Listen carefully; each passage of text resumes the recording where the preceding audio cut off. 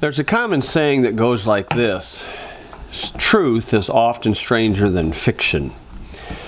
And in this video, I want to give a basic mindset or philosophy or an attitude for an individual to research a topic or an idea in order to verify it within your spirit.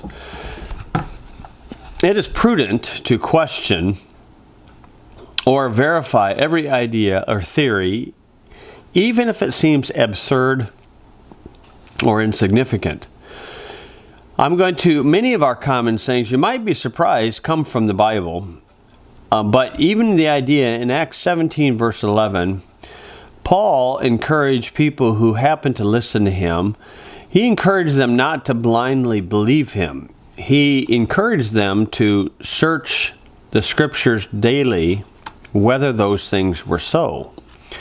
And then he wrote in another place, 1 Thessalonians 5 verse 21, he said, "Prove all things, hold fast that which is good." So the writers of the Bible and God himself doesn't expect you and I to just blindly believe something that we do not have evidence or to the idea. In Hebrews chapter 11 verse 1, it says, "Now faith is the substance of things hoped for, the evidence of things not seen." So proper faith or a proper belief has some evidence and or substance that will help a person draw the conclusion, okay, I believe that, and here's why I believe it. You might discover that the Bible is not a religious book per se, but it is a book of knowledge. It's about life. And the Bible encourages one to be prudent. Prudent rhymes with student. Many English words will have similar definitions. Now, there's a fellow years ago who was known historically and biblically to be a very wise king. Solomon was his name, and he coined several proverbs. And a proverb is a short, pithy statement of fact or truth. And he wrote in Proverbs 13 verse 16, he said, "Every prudent man dealeth with knowledge, but a fool layeth open his folly." In Proverbs 14 verse 8, he said, "The wisdom of the prudent is to understand his way, but the folly of fools is deceit." So that is our motive of studying things. And in Proverbs 14:15, he said, "The simple believeth every word, but the prudent man looketh well to his going." Another proverb says, "The simple inherit folly, but the prudent are crowned with knowledge." And then in 15:5 he writes, "A fool despiseth his father's instruction, but he that regardeth reproof is prudent." Okay, and that one there is basically, you may not like the method of the idea that a person will proclaim, maybe crude, rude, or downright insulting, but yet you still consider the words. Proverbs 16:21, he said, "The wise in heart shall be called prudent, and the sweetness of the lips increaseth learning." Now, one can use your five senses to evaluate evidence and substance from first-hand knowledge in order to draw a conclusion and or to believe in something. For example, if you're walking in the woods, in a forest, and you came across and you saw a watch that was sitting in the weeds or by a tree, okay, so the evidence that you have in front of it, you see the watch. You probably picked it up, so you touched the watch. Okay, and so what can you draw a conclusion when you saw that watch? Well, obviously there had to be a designer. There had to be a creator. There had to be an owner. Now, the designer, the creator, the owner could be one and the same, or it can be three separate people. But obviously it didn't evolve through billions and billions of years from a gray mush or an amoeba to be a watch landed lying in a forest. Now, you don't see the designer, you don't see the evidence of a creator, and you may not see the owner. Unless he happens to quickly run up and say, I dropped my watch here. Okay, then you saw the owner, but you still didn't see the designer or the creator. So the evidence in front of you shows, well, you can have a logical faith or conclusion or belief that there was a designer, that there was a creator, and there was an owner from the evidence. And so that's the idea of looking at the evidence and trying to research a topic or idea. Now, there's a fellow years ago, I think he was a famous atheist, Friedrich Nietzsche. He made a statement, sometimes people do not want to hear the truth because they don't want their illusions destroyed. Now, obviously, he probably would apply that to Christians, believers, but I would apply it to him also. Even a blind squirrel finds an acorn once in a while, and a broken watch is right twice a day. Okay, so the idea here is, do you question some of the things you believe, or will you verify them? Okay, if you are a Catholic, will you question or consider the idea of infant baptism? You mean to tell me H2O might get me into heaven? Or any of the sacraments, do you try to verify them? If you're an evolutionist, will you verify the evolutionary theory?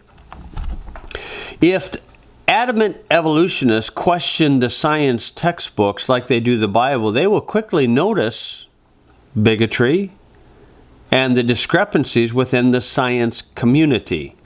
Now, I use the word science community loosely because 1 Timothy 6 verse 20 says, beware of science falsely so called. You only find that in one Bible in English, and that's the King James Bible.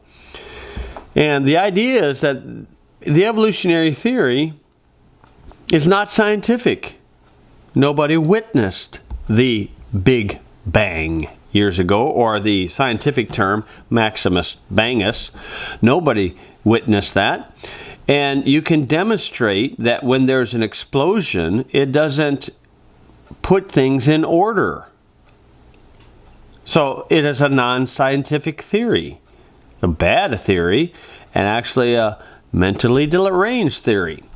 Okay, if you're a Hindu, will you try to question or consider reincarnation?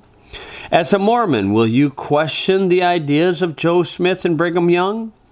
As a Baptist, Methodist, Lutheran, Pentecostal, will you question or attempt to verify some of the ideas that are put in front of you? Okay, as a Calvinist, will you question the private interpretation of what you think is predestination and election? As a Muslim, if somebody would happen to say to you that I think your faith is a violent faith, and then if you react violently, you will just verify their thought. There's a fellow years ago by the name of Arthur Schopenhauer, a German philosopher in the 1800s, and he made these statements. All truth passes through three stages. First, it is ridiculed. Second, it is violently opposed. Third, it is accepted as being self-evident.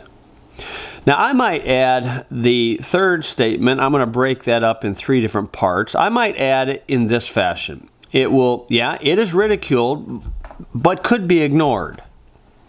So some people might ridicule it, but some people just flat ignore it. Okay, it is violently opposed, I agree, but it could be arrogantly opposed. You know, insults where they don't physically violently, arrogantly opposed. Now, the third one, he said it is accepted as self-evident. That would be the final conclusion. But what precedes that final conclusion? I would say first part of that, there's three steps to that within one's heart, is that sincere people will begin to quietly wonder. Now, this is illustrated by a fellow named Nicodemus in the Bible. In the Gospel according to John chapter 3, there's a fellow named Nicodemus. He was a part of the Pharisees. Now, the Pharisees violently ridiculed Jesus Christ and violently opposed him, even to the point of crucifixion. Now, that was his gang. He was in that group. Okay, so here he saw the ridicule and he witnessed the violent opposition, but then within his heart, first thing is that he began to quietly wonder. And that reveals his sincerity. John chapter 3 verse 1, there was a man of the Pharisees named Nicodemus, a ruler of the Jews. The same came to Jesus by night and said unto him, Rabbi, we know that thou art a teacher come from God. Okay, so why did he come at nighttime? Because he didn't want to see the ridiculers or the men who were attempting violence to see him. He was quietly wondering, and he came to Jesus Christ, the way, the truth, and the life, personally, and asked some questions. In John 7, verse 50, the second aspect of this being self-evident is sincere people will begin to personally consider the idea. In John chapter 7, again, these Pharisees, these guys who had intentions of murdering Jesus Christ, had some soldiers that they were forcing their will upon Jesus Christ, trying to bring him into custody.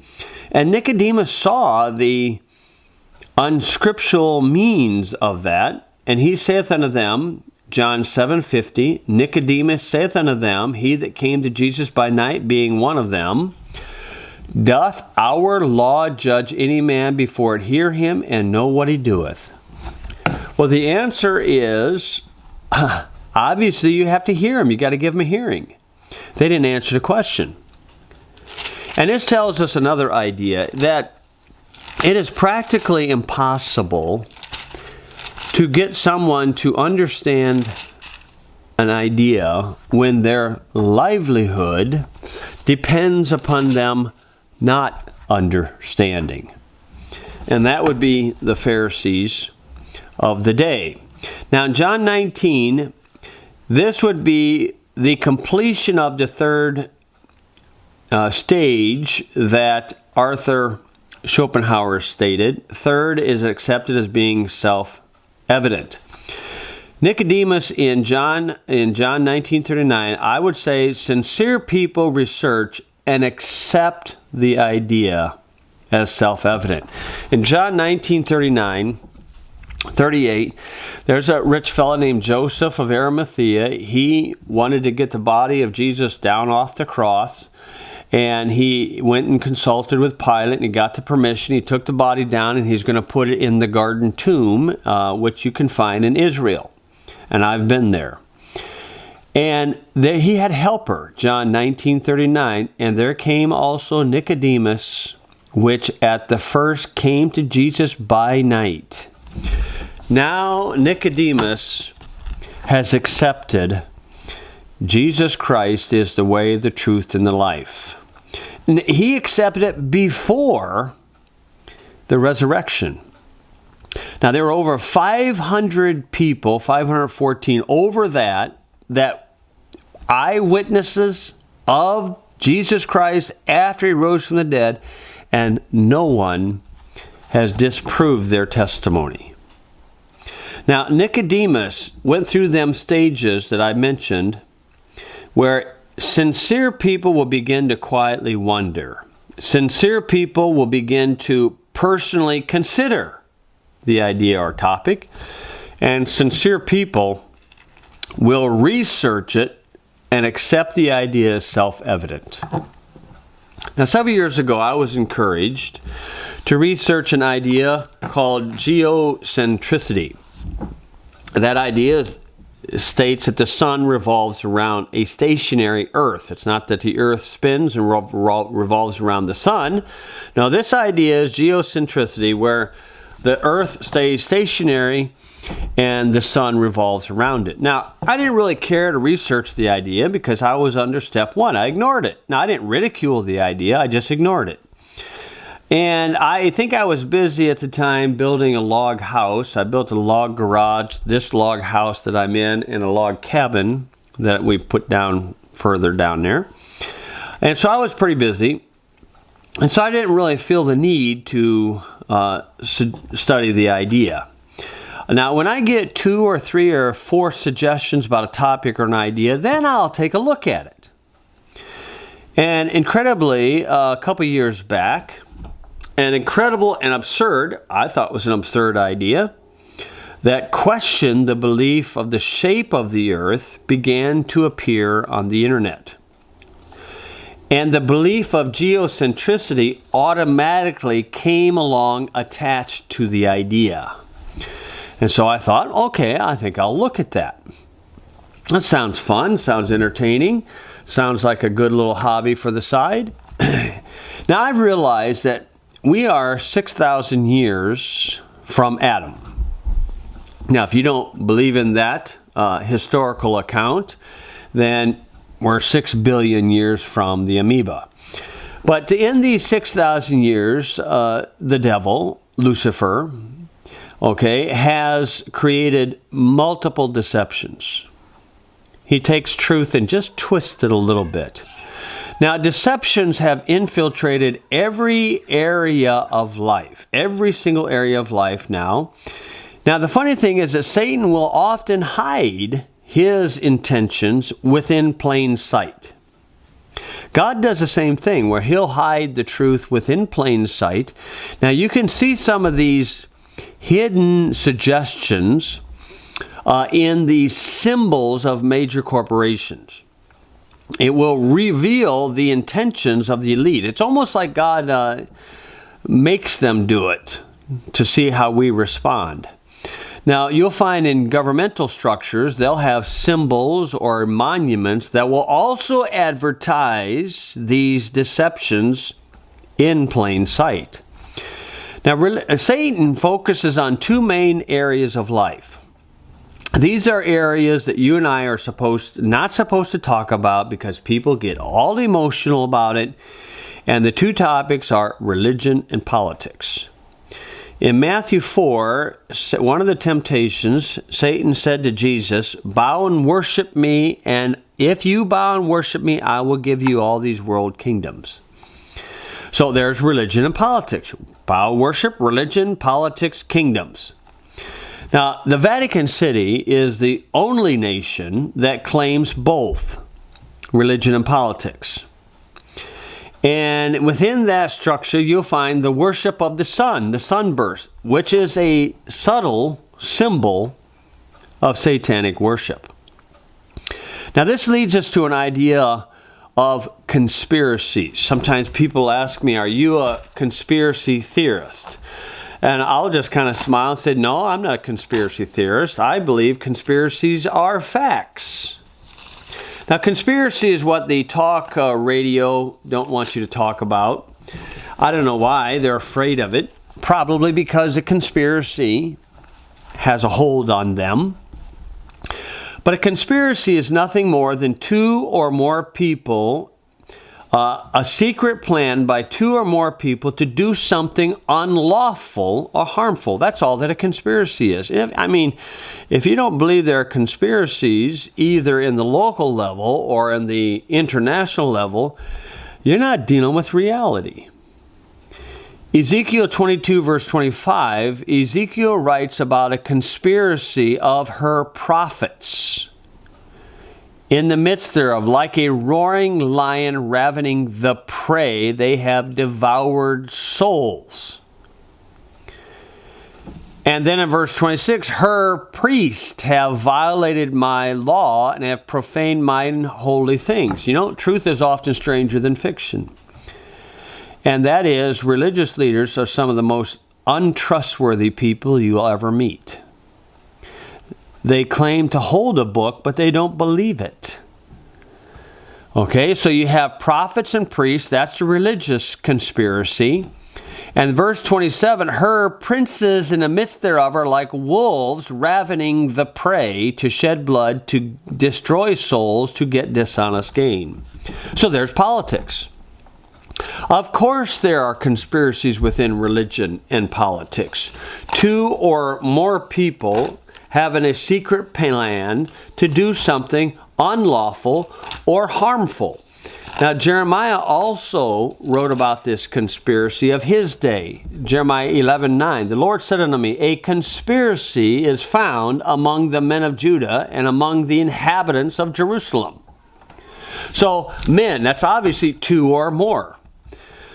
A conspiracy may be a non-GNO, a non-government organization, or it can be a government organization. A government actually is a legal fiction in itself, but the legal fiction is used by the conspirators to control people. The typical government policy, doesn't matter what type of government you call it, operates in two basic ways. And the first way is deception, and the second is violence.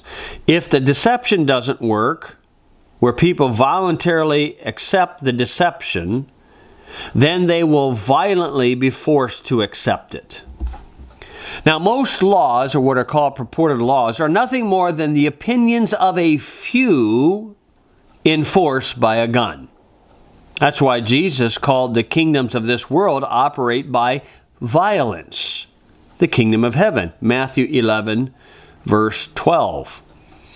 And in Psalm 94, verse 20, the writer said that they have intend mischief. Let me get the exact thing. Psalm 94. Technically, it's a doctrinal reference to the Antichrist, but that's a whole other topic.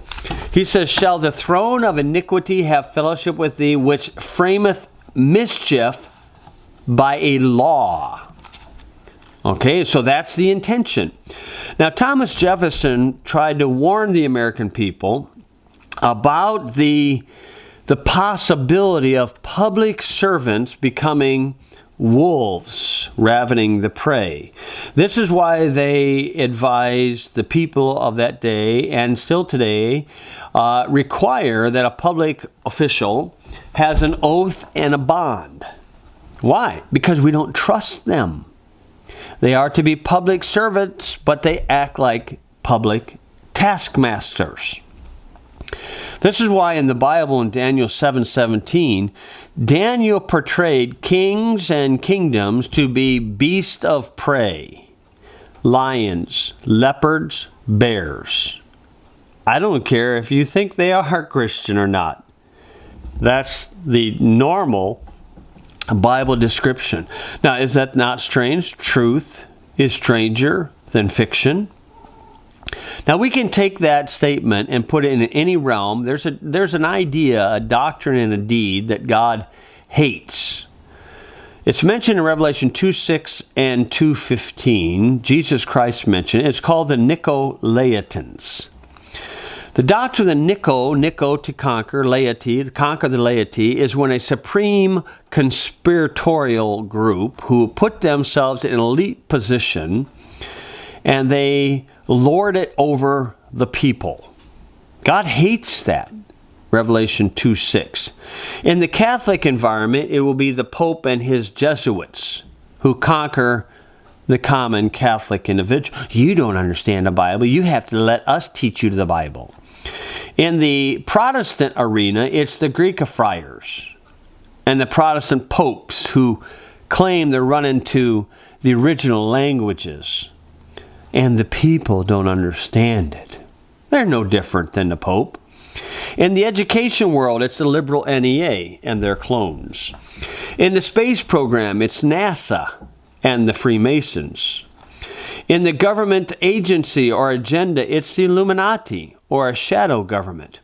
In monetary policy, it's the Fed, a private corporation, and the international banking cartel. In the health world, medical world, it's the AMA and the pharmaceutical industries. In the news industry world, it's the national or international liberal news agencies, fake news. They try to put it off as their objective. no news organization is objective. They're all subjective. They all have some agenda, be it good, be it bad. In the movie industry, it's Hollywood and the many pedophiles in Hollywood. In the agriculture world, it's the chemical industries.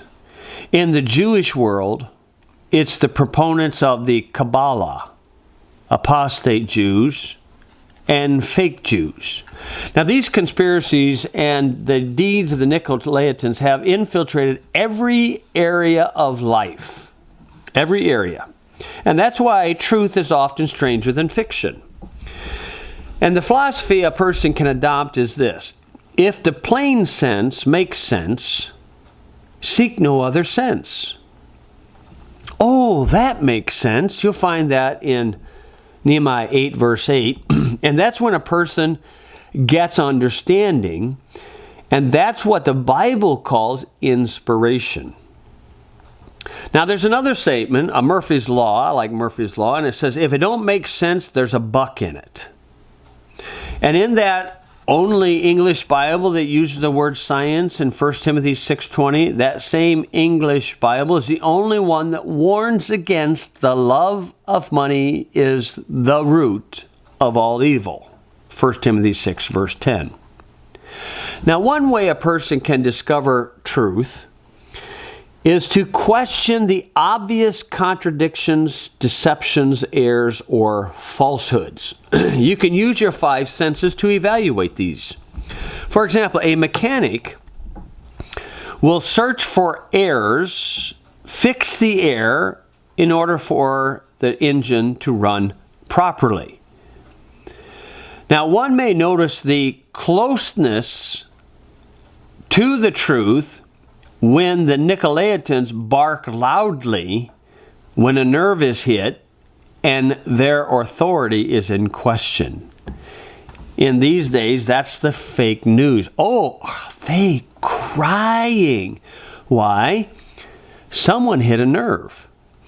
Nicodemus witnessed that with the Pharisees. Why did they react this way? It's because they were afraid in John 11 to lose their place. That's why I said earlier, it is practically impossible to get someone to understand something when their livelihood depends upon them not understanding. If you put that in the spiritual world, it is practically impossible to get someone to understand the truth of Jesus Christ when their self-righteousness depends upon them not understanding the truth of Jesus Christ.